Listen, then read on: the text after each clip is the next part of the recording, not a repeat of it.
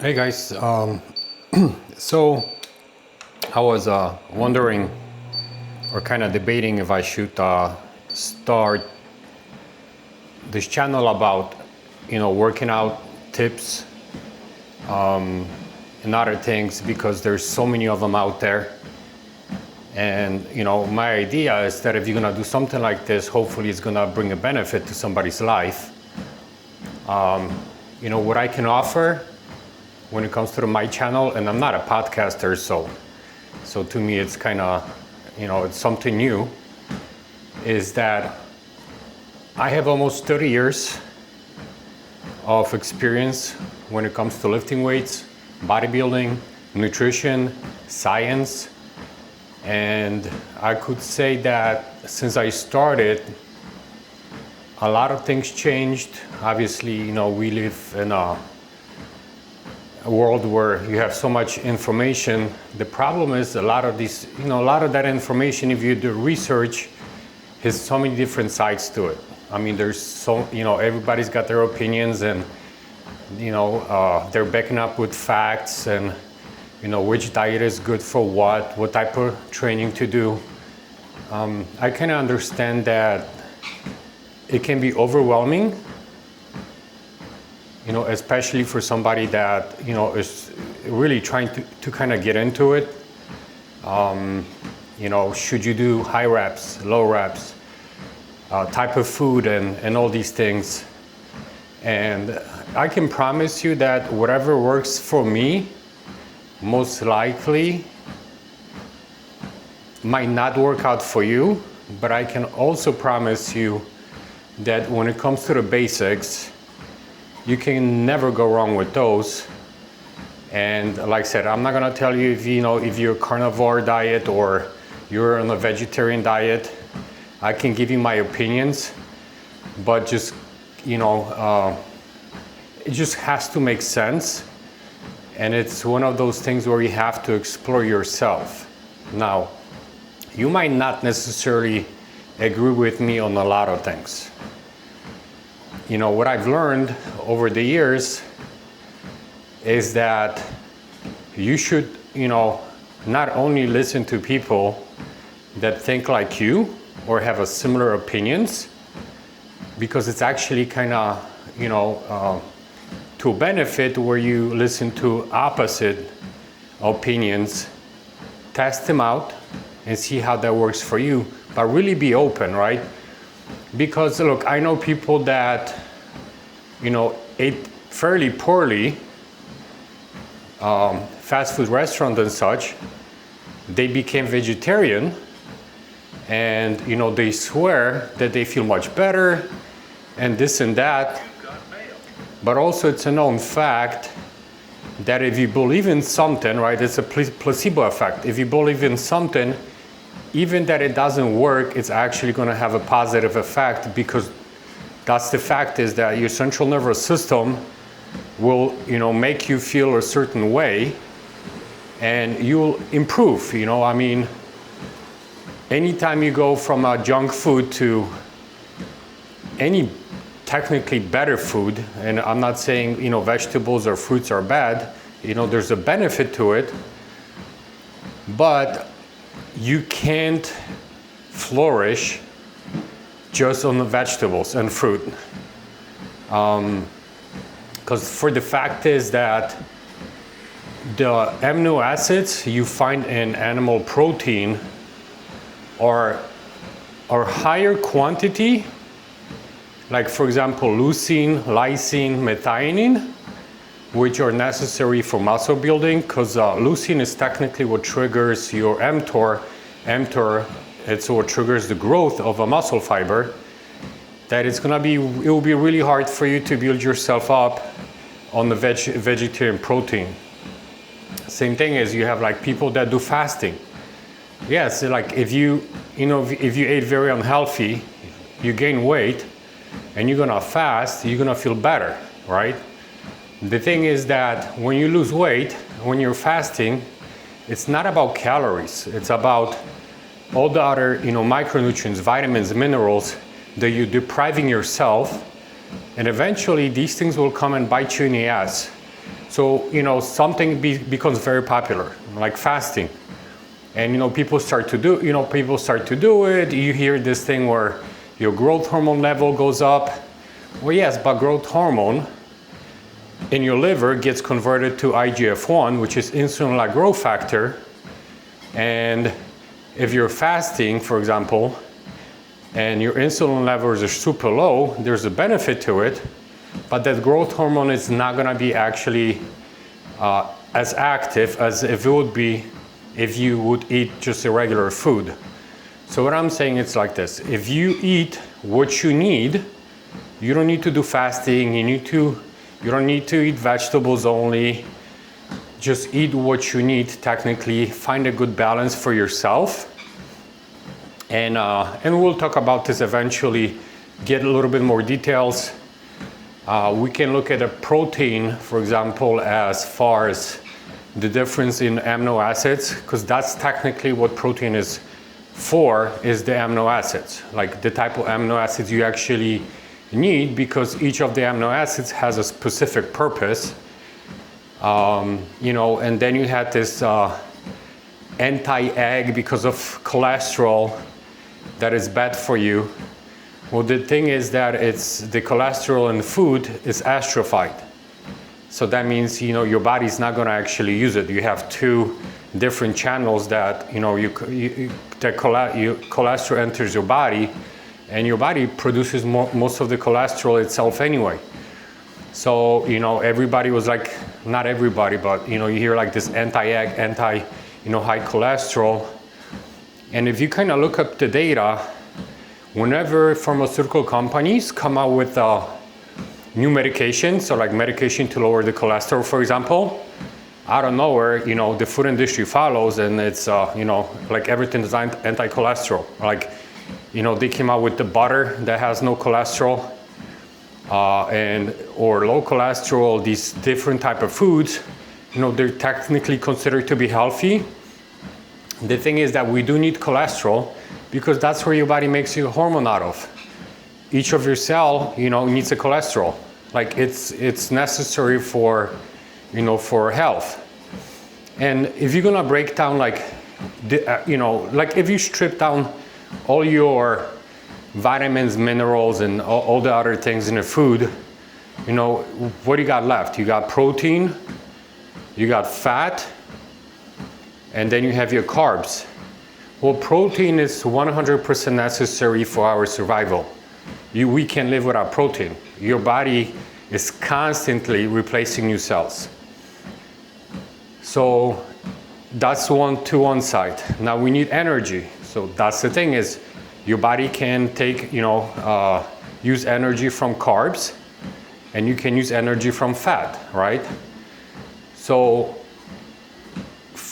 technically, when we're talking about carbohydrates, is that, when you eat bread with eggs or pasta, whatever, with some sort of a meat, well, what you do is you're technically downloading two sources of energy, one from carbs and one from fat. Now fat is, because like when you look at the calories, and this is it's kind of getting a lot, but let's look at a calorie profile of those three. So 1 gram of protein is 4 calories, 1 gram of carbs is 4 calories, 1 gram of fat is 9 calories. So look at it as fat is like super compressed carbohydrate, okay?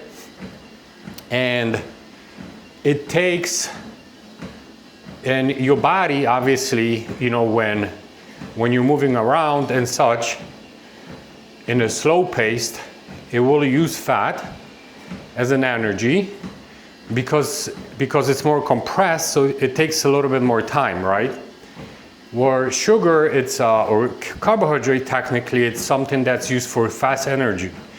So if you're gonna start running right away, your body, goes to the easiest and the fastest form of energy that can break down, which is a carb. But eventually, it starts to switch a little bit from the carbs to the fat, And on the long term, you go into lipolysis where your body's actually utilizing fat mostly for energy. So if you can, let's say, cut the carbs and, you know, and let's say live on protein and fat, you're gonna do fine. Now, when it comes to, you know, sugars or carbs and fruit and vegetables, we can break down these two into glucose and fructose, right? So fructose, which technically, when you look at ingredients in a lot of type of food that you buy, it's got a fructose corn syrup. Well, when you eat sugar, pasta, and such, you know that those carbs enter your system, your body has to get rid of them, right? And because your glucose has to stay below a certain level, because if not, what's gonna do? It's gonna kill you, or it's gonna harm you over a long term. That's, you know, that's where the diabetes kind of come in. When it comes to the fructose, insulin doesn't deal with fructose. Fructose goes to your stomach, breaks it down, and then it goes to your liver. And whatever enters your liver, there's a very small amount of fructose your liver can store. The rest of it technically gets converted into fat. Now, they say you can technically eat about 3 to 4 ounces of fruit at a time, because we do have a small amount of enzymes that will break down the fructose, which is called fructose kinase. But anything on the larger side, technically, and it, like I said, it depends, you know, on your metabolism, your genetics, but most of it gets stored. So when food industry replaced sugar with the fructose corn syrup, because fructose corn syrup cost is just much lower, this is where you kind of notice where, you know, Americans start to gain a lot of weight. And there's studies on rats that also show that eating fruit or fructose corn syrup also slows down your metabolism. And, you know, the reasoning behind it is that throughout our evolution, and I think we can date like first sign of like we start picking up things off the ground like berries and such, that once you start eating things off the ground, is because you couldn't kill anything, you had no access to meat. Your body kind of start to learn that, I better slow down the metabolism because there's no other food coming in. So like I said, it's a theory, but it's a theory that kind of makes sense. And I'm gonna do a simple breakdown of, for example, like I technically eat mostly beef, chicken, eggs, Greek yogurt. So I stay away from carbs. I don't eat bread. I eat very little fruit. Sometimes I'll eat few strawberries or few blueberries if I'll do a protein shake. But even the protein shakes that I buy, it's kind of grass-fed. There's 2 brands that I buy. And there's a whey protein, grass-fed, and I try to find one that's unflavored. I don't want anything in it except that protein. And I might add a couple of strawberries to it, and or like a couple of blueberries, and that's it. So I've been like very strict when it comes to my diet for like the last 6 months. And I lost some energy, obviously, because like I said, I don't consume any carbs. But I lost technically 6 to 7 inches off my waist. I'm in a really good shape. I've done like 2 bodybuilding shows back in the day, but a couple of years ago, more than a couple of years ago, I had a car accident. So my lower back, technically my spine is, I got herniated discs in my lower back. I got herniated discs in my neck. And when my discs technically go, especially in my lower back, I cannot get off the bed for like 5-6 days. I'm in so much pain. So I cannot squat. I cannot put anything behind my neck because once I get the compression and I could go up to like a quarter. Once I go down on on the squat, I'm technically done. So I gotta be very careful about what I do. But I did stop, working out for a while, and what I noticed is that, you come home from work, I was just so tired. Like I would just sit on the couch and have no energy. And I did not like the way I felt, because I remember I used to be so, so full of energy, no matter like how much I work and go to school and this and that, I'll always find a way to kind of get into the gym. And I was just passionate about a gym since I was a little kid. I remember, we used to buy bodybuilding magazines like Lee Honey and Arnold. And then my older cousins started working out that I always looked up to. And I was like 15 or 16 years old, about 5'11", so current height, 145 pounds. And by the time I was 18 or 19, I was already 250, which was a lot of weight. And I was just obsessed with the gym, and I used to sit like literally for 3-4 hours and just work out, which was a massive overkill. The thing is, when you're 16, 17, you're young, your body recovers. I mean, I ate so much and I could never gain, I was like, super cut, so I didn't have the weight gaining problems or anything like that. Then eventually, I used to work out with these old school bodybuilders, much bigger, much stronger. So I pushed so hard for so many years that I started getting injuries. My knee got messed up, had shoulder problems, my wrists, my elbows, and all these things. So, so it's like you have to be kind of aware that it's good to push yourself, and you have to, but you also have to understand your limits, and you also have to understand your lifestyle, your genetics. Some people have great genetics, and after years and years of working out, their shoulders look good, their knees and elbows look good. So if you go through some of these pains, like I said, it's what's good about body is very adaptable, and that's what bodybuilding is. You have to push yourself per what you can normally do, and that's how your body is adapting, right? So when you're lifting weights and you're pushing hard and hard and hard and you're struggling, well, your body is adapting, right? Because it doesn't want to struggle. And you're getting stronger, your muscles gonna get stronger. Same thing as when you run, right? It's like when you're running, you're gonna lose weight. You can run each time more and more, especially the more you push yourself, and you're adapting. That's what bodybuilding is technically about.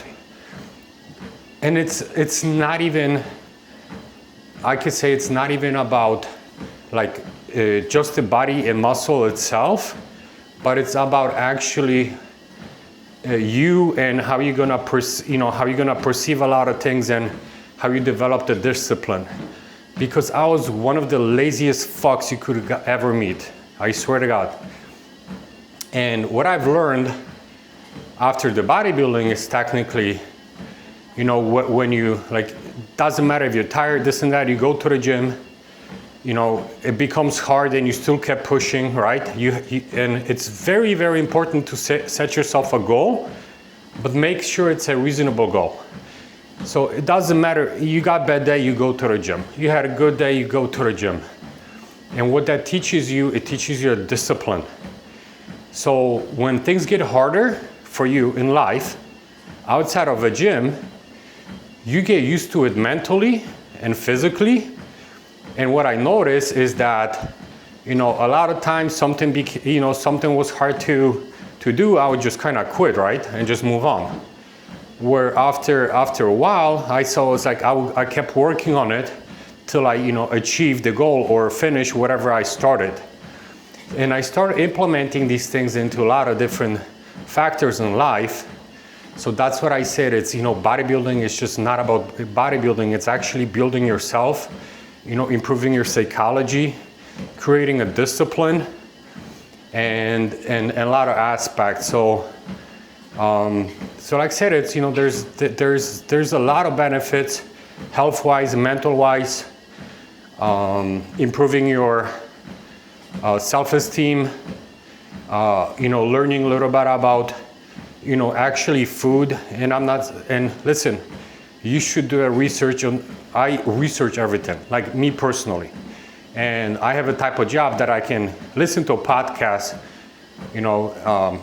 with the scientists that, they do, work on just protein itself, or fat, or cholesterol, muscle fibers, what works, what doesn't work. One of my favorite channels is Andrew Huberman. He's got a science podcast. I've learned a lot about when it comes to some of these smaller processes, what happens in the background, because these things kind of help you too to understand physiologically and just the whole chemistry of your body, how everything works. He had a really good guest, Andy Galpin. It was like a couple episodes, like three and a half hours long. I mean, I learned a lot from him too. I've learned a lot of smart, doctors and scientists that, like, once you understand these processes and somebody's telling you something else, it's like, like I said, even the smartest people that I've listened to, they still have a lot of flaw in their thinking. And I found myself that, I have a lot of flaws in my thinking too, like from all these books and podcasts and such. The thing is that it's good let's say if you listen to somebody's podcast and then it's like you learn, it's like, holy shit, like I was wrong, which is, I'm not gonna be mad about it. It's actually good, because guess what? I just learned something new.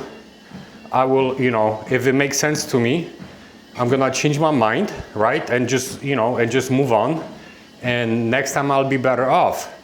So it's how you said, it's like, try to do the best with what you know, and keep just learning, not just reinforcing what you know. Because like I said, after 30 years, I still learn so much. It's because, like I said, the information we had 25, 30 years ago, it was more like a bro science, some good, some bad, but the basics never fail. And even when you did a lot of mistakes, but you work, you still see the positive results. One of the things that I've heard many times, but I never, not that I didn't take it seriously, but I put maybe more emphasis on training, hard training versus kitchen, is that you do not grow or lose weight in a gym. This is very important. You grow in a kitchen and you lose weight in the kitchen. All gym is, it gives your body a direction, okay? So if you lift for powerlifting or for bodybuilding, or maybe you just want to look fit, that really comes down to what you eat and how you eat. And like I said, I cannot tell you what works for you. I can give you some basics and some basic understanding, but that you have to figure out yourself, is because, like I said, you have different genetics. Some people are super gifted when it comes to working out. You're gonna have body parts that will grow much faster than others. We'll talk about that. It's like, if you have, like, I had bad shoulders, bad upper chest. My legs were always good. I had a very small waist because I'm naturally got a very small body frame, big arms. Same thing is, I had very strong legs, but for example, pretty weak bench. And it's something that, like I said, everybody has their weaknesses. And you're gonna have some areas where you will just excel compared to others. So you'll have to figure it out, and I'll try to kind of help you with what do you have to do to keep it somewhere in balance, right? So it's not like you're gonna have nice, beautiful upper, body parts, like, big chest, shoulders, and this, but you'll have chicken legs, for example. That's like a beach body. They say, but it looks a little goofy. So that's going to be unique to you. What do you eat, and what works for you? It's also pretty unique to you. That, like I said, genetics, type of enzymes you have. Like some people tolerate, more vegetables. And vegetables are technically, they're fibrous, so they're a little bit more difficult to digest. So if you feel, when you eat something and you just feel like full or just kind of gassy, it's a sign that that particular food is not good for you. There was a study between these two doctors. One was on a straight up carnivore diet. The other one was carnivore diet too, but he ate a little bit more fruit and other things, and they compared blood work, and then, they decided that one guy's gonna come off he's just gonna eat nothing but meat, the other one's gonna add some fruit to his diet, and it kind of shows that some people can tolerate fructose better than others. Same thing with vegetables. But like I said, if you feel gassy and this and that, that means it's not something you tolerate well. And these things take a long time. It's like not everybody's gonna keep going and, do the blood work. Also the blood work, it's important, but it's not the whole story as well. You have to pay attention to yourself, like how you feel and this and that. It's a long journey, but it's a journey that's worth taking. And like I said, hopefully, I can help somebody to get this journey, started, give you enough information where, after a while, you're gonna be able to start just kind of paying attention to what you do, how you feel, and just build yourself on top of that. And that's the whole main goal is, improve your life. And like I said, I've made a lot of mistakes in my life and with work and other things, but I'm 45. My goal is stay healthy, because what's the alternative, right? I come home from work, I'm kind of lucky to build myself like a nice home gym where I have enough equipment to do whatever I want. Go out on a vacation. My relationships kind of didn't work out for me. But I got a wonderful girl in the Philippines, so I'm a passport bro. But you know what? She's amazing, and it is what it is. So I've never quit. It's just that the kind of culture thing didn't work out for me. I have an amazing job. Like I work in the shop as a CNC machinist for a long time. My jobs were crappy. Finally, I work for a company that's just got an amazing boss, very appreciative. And, after, like I said, after a lot of, crunching and grinding, I kind of found a pretty balanced life where I can work a lot. Like I said, no matter how tired I am, I come home, I drop my bag, I go straight to the gym. And after gym, like I said, I cook for a whole week. We can break down the cost of food. And your food's gonna have one ingredient, right? Not, you prepare yourself, and my food is done for a whole week, so all I gotta do is just load my bowls, and that saves me time, and technically prepare my clothes for next day. 8 o'clock, 9 o'clock comes, I'm off to bed. So whatever doesn't work for me, my life is so it's structured in such a way that it's very easy for me to make adjustments, so I don't have to hurry. Like a long time ago, it's like I kept putting everything to the last minute, and then you're stressing out, or you're driving and bitching in the car because somebody's driving slow in front of you. Like I stopped dealing with all these things. Now it's like if I have to, I'll get off 10, 20 minutes earlier and I leave earlier. Guess what? Less stress on me now, right? And that's the whole goal, because life, it will give you enough stress. So, but whatever you can control, let's start to, you know, make certain adjustments. And like I said, that will make you a better person for yourself and others, because you have structures. Like I said, you'll be more confident, better self-esteem. You're gonna look better and feel better. I'm not gonna say, and listen, and like the most important thing is never compare yourself to the next guy in the gym. Honestly, think about it. Try be the best you can be. Try to be better than you were yesterday. I know it sounds very cliche, but it's true. The only person you have to compete is against yourself. Who gives a shit about the other guy? You know what I mean? Just do that and you're gonna do fine. And sometimes you'll take a step back or two, and that's fine. That's fine as well, because even like if you set yourself a goal, and let's say you're not gonna reach it, maybe you go through injuries, maybe you had a poor week, whatever it is. As long as you know you tried your best, there's you know what I mean. It's like, what else can you ask for? Like, you know, I've had you know, when I get sick, I still work out. I come home and I'm like, oh, you know what, I'm not gonna do well because I just had no energy left. But when I'm here in the gym and I give it my all, I've beat my records on one of my worst days, because I know I feel poorly, so I gotta give it an extra oomph. And you know, that's the kind of state of mind do you have to, like I said, you're not gonna get there in one day. It might take months or years. But as long as you keep moving forward and trying and not quitting, even if you don't achieve your goal, you know, you didn't fail because you're not quitting. Then start again, right? Just don't quit, please.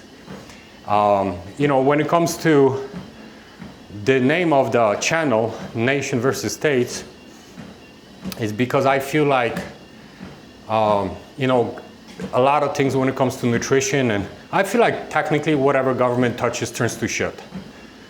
But it's your responsibility to know better, to educate yourself, to inform yourself, you know, and if you're gonna believe the government or not, or if you trust them. We obviously need them because they do offer, you know, a lot of infrastructure, security and such. But when it comes to the food, medicine, and a lot of things, you know, all these things are for sale. As you see, one of the, I'm not even gonna kind of bother saying, but it's like, just inform yourself, ask questions, do our research. It's your responsibility, it's your body, because if you're gonna believe in something and then it comes out that it was not true, you technically are the one who's gonna pay the price for that. So you just be vigilant, and like I said, try to inform yourself as much as you can. All right, guys, so that's my intro. I know it's much longer than I anticipated, but it is what it is, so thank you. I'm gonna do a shoulder workout, and I'll post like I said, couple basics what I do. And I keep my workouts very, very short. And some people, they use a lot of sets and repetitions. Lately, I've been keeping my workout short till I hit my, let's say, that failure where I know I cannot do anymore. I don't even bother, because to me, it's just a waste of energy. If, like I said, if I'll do bench or dumbbells, and I'm doing the last repetition, and I'm struggling and I'm pushing, and finally, you know, I'll rack it up, and if I know there's no way I can do better, like I said, I'm not gonna push it anymore, because it's pointless. I achieve that, you know, 1 or 2 reps that will influence my body or tell my body to grow and adapt. What I can do after that sometimes, let's say if I do bench or, you know, dumbbell presses, I'll do like flies, for example, because, you know, that will stretch out the muscle even further, and you know, and I'll try to still do it to failure.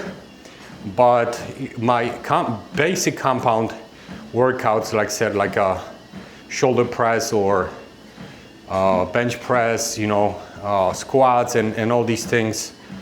Yeah, do that to failure, like I said. But there's, you know, people that need, you know, 10, 12, sometimes even 16 sets, you know, to get that muscle growth. And I've been there too. And, you know, for me at least right now, like I said, it's, you know, what works is do like maybe 8, 9 the max, and I'm done. And it's been working out for me. And, you know, I've been like on a very low calorie, well, technically not like low calorie, but I've been eating nothing but chicken and beef, like I said, and eggs. I lost a lot of weight. You know, at this point, I'm just trying to retain as much muscle as I can. And, you know, so like I said, that's why I keep my workout shorter. And at the end of my session, I have nothing left, you know, and I'm happy, like I said, you know, I'm happy with the way that things work out. But, you know, more of that on the next episode. All right, guys, so thank you very much and see you next video.